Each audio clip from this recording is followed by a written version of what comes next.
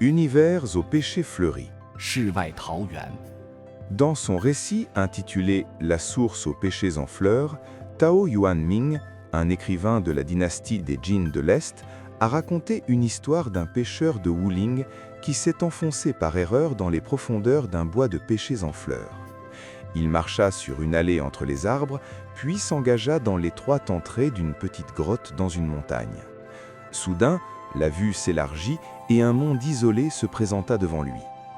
Il y avait une terre plate et étendue, parsemée de maisons compactes, de champs fertiles, d'étangs magnifiques, de mûriers, de bambous et d'autres plantes. Tous les chemins étaient reliés entre eux, et les chants de poulets et les aboiements de chiens se répondaient. Les gens allaient et venaient dans les champs pour labourer. Tous les hommes et toutes les femmes étaient vêtus de manière exotique.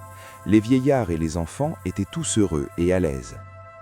Les habitants accueillirent chaleureusement le pêcheur.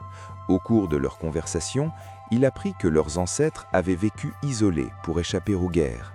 Ils ignoraient que le monde extérieur avait connu de nombreuses mutations dynastiques.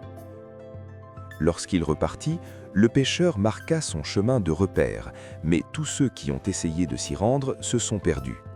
Personne n'est jamais parvenu à retrouver le beau monde dont il était question.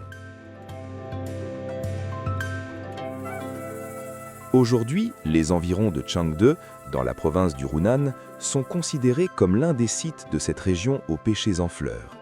L'expression « univers aux péchés fleuris » désigne au sens propre un monde idéal, un lieu isolé de la société et des guerres, où l'on mène une vie calme et joyeuse.